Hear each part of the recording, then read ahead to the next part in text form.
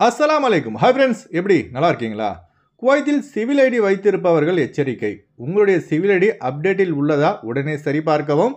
255 வெளிநாட்டவர்களுக்கு ஆப்பு வைத்த குவைத்தின் சிவில் தகவல் பொது ஆணையம். மிக மிக முக்கியமான நியூஸை பார்க்க போகிறோம்.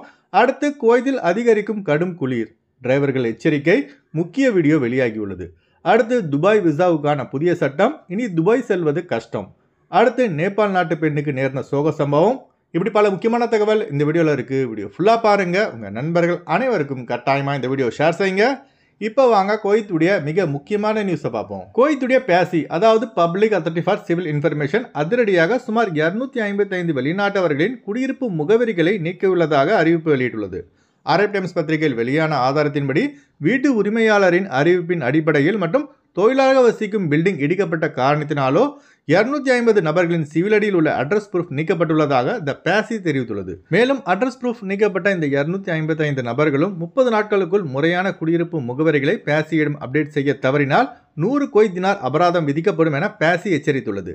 இந்த சிவில் ஐடியில் உள்ள அட்ரஸ் ப்ரூஃப் பிரச்சனையால் பாதிக்கப்பட்டவர்களில் முக்காவாசி பேர் பார்த்தீங்கன்னா ஹாதிம் டு ஷூன் விசா மாறிய தொழிலாளர்களே அதிக எண்ணிக்கையில் பாதிக்கப்பட்டுள்ளதாக சிவில் தகவல் பொது ஆணையத்தின் புள்ளி விவரம் தெரிவிக்கிறது.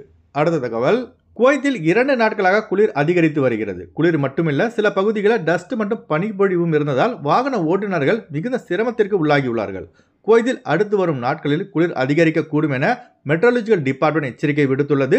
அதாவது இன்றும் நாளையும் பனிப்பொழிவு அதிகமாக இருக்கும்.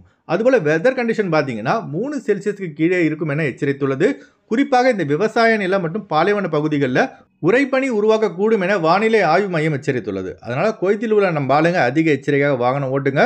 இப்போ ஜஹரா ரோட்டில் நடந்த இந்த வாகன விபத்தை பாருங்க. ரோட்டில் கிடந்த டயர் மேலே கார் ஏறியதால் கார் விபத்துக்குள்ளாகியுள்ளது.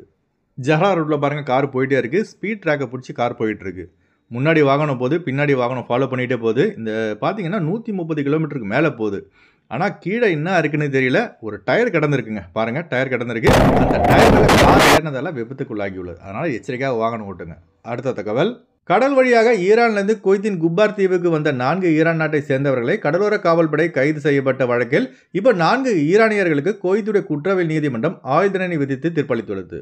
அரப் டைம்ஸ் பத்திரிகையில் வெளியான தகவல்படி, ஈரான்லேருந்து கடல் வழியாக சுமார் 152 கிலோகிராம் எடையுள்ள தடை செய்யப்பட்ட பொருட்களை குவைத்திற்கு கொண்டு வந்துள்ளார்கள். ஆனால் அந்த சம்பவம் தொடர்பாக ஏற்கனவே கடலோர காவல்படை ரகசிய தகவல் கிடைத்ததை தொடர்ந்து இந்த மிகப்பெரிய கடத்தல் முறியடிக்கப்பட்டு இப்போ 4 ஈரான் நாட்டை சேர்ந்த குடிமக்களுக்கு குவைத்துடைய குற்றவியல் நீதிமன்றம் ஆயுள் தண்டனை வழங்கி அதிரடியான தீர்ப்பை வழங்கியுள்ளது. அடுத்த தகவல், முட்லா ஏரியாவில் உள்ள ஒரு வீட்டின் மேல் மாடியிலிருந்து நேபாள் நாட்டை சேர்ந்த பெண் தவறி விழுந்ததாக உள்துறை அமைச்சகத்தின் செயல்பாட்டு அறைக்கு தகவல் கிடைத்துள்ளது. உடனடியாக முட்லா ஏரியாவுக்கு விரைந்து வந்த பாதுகாப்பு பணியாளர்கள் மற்றும் துணை மருத்துவர்கள் அந்த நேபாள் நாட்டு பெண்ணை பரிசோதித்து பார்த்தபோது அந்த பெண் இறந்து விட்டதாக தெரிய வந்துள்ளது. இப்போ அந்த பெண்ணின் உடல் பிரேத பரிசோதனைக்காக தடயவியல் துறைக்கு அனுப்பப்பட்டுள்ளது. இப்போ ஃபாரன்சிக் ரிப்போர்ட் வந்தவுடன் தான் இந்த மரணத்துக்கான முழு தகவல் வெளியாகும் என உள்துறை அமைச்சகம் தெரிவித்துள்ளது. அடுத்து ஒரு மிக முக்கியமான அப்டேட்டை பார்ப்போம். துபாய் விசாவுக்கான புதிய சட்டம் தற்போது வெளியாகியுள்ளது. இது தொடர்பாக என்ரிச் ஃபேன்ச்சர்ஸ் சிஇஓ பவித்ரா ஸ்டெலின் அவர்கள் வெளியிட்டுள்ள இந்த வீடியோ பாருங்க. விசா அப்ளை பண்றீங்க அப்படின்னா ரொம்ப சிம்பிளான ப்ராசஸ். நீங்க 30 டேஸ்க்கு அப்ளை பண்ணாலும் சரி, 60 டேஸ்க்கு அப்ளை பண்ணாலும் சரி, நீங்க வெறும் உங்க பாஸ்போர்ட் அப்புறம் உங்க போட்டோகிராஃப் சப்மிட் பண்ணா போதும். மினிமம் 2 ஹவர்ஸ்ல இருந்து 48 ஹவர்ஸ்க்குள்ள உங்க விசிட் விசா இஷ்யூ ஆயிடும். ஆனா இன்னைக்குல இருந்து அப்படி கிடையாது. இமிகிரேஷன் புது rules and regulations for Indian nationalities issue பண்ணியிருக்காங்க. என்னன்னா, இப்போ உங்களுக்கு 30 டேஸ் இல்ல 60 டேஸ் விசிட் விசா வேணும்னாலும் நீங்க அடிஷ்னல் டாக்குமெண்ட்ஸ் சப்மிட் பண்ணணும். உங்க பாஸ்போர்ட் காப்பி பிளஸ் போட்டோகிராஃபோட உங்களோட வேலிட் ரவுண்ட் ட்ரிப் டிக்கெட்ஸ் நீங்க கண்டிப்பா சப்மிட் பண்ணணும். அதோட உங்க அகாமடேஷன் ஃபெசிலிட்டேஷன், நீங்க வந்து ஹோட்டல்ல தங்குறீங்க அப்படின்னா உங்களோட கன்ஃபர்ம்ட் ஹோட்டல் ரெசர்வேஷன், இல்ல நீங்க உங்க ரிலேட்டிவ்ஸ் வீட்டுக்கு வரீங்கன்னா அந்த டெனன்சி கான்ட்ராக்டை வந்து நீங்க அவங்க டாக்குமெண்ட்ஸோட சப்மிட் பண்ணணும். இதெல்லாம் டாக்குமெண்ட்ஸோட இம்பார்ட்டன்ட் அப்டேட் வந்து minimum 3000 to 5000 dirhams in AED இல்லனா இன் ஐஎன்ஆர் உங்க கையில இல்லனா உங்க அக்கவுண்ட்ல கண்டிப்பா இருக்கணும். இந்த டீடைல்ஸ் எல்லாம், இந்த டாக்குமெண்ட்ஸ் எல்லாம் இருந்தா மட்டும்தான் உங்க விசிட் விசா அப்ரூவல் ஆகும். இந்த விசிட் விசா அப்ரூவல் முதல் மாதிரி 2 hours to 48 hours கிடையாது. 3 to 5 working days based on your documents. உங்க டாக்குமெண்ட்ஸ் பொறுத்து உங்க விசா அப்ரூவ் ஆகுமா ரிஜெக்ட் ஆகுமா அப்படின்னு இமிகிரேஷன் டிசைட் பண்ணி சொல்லும்.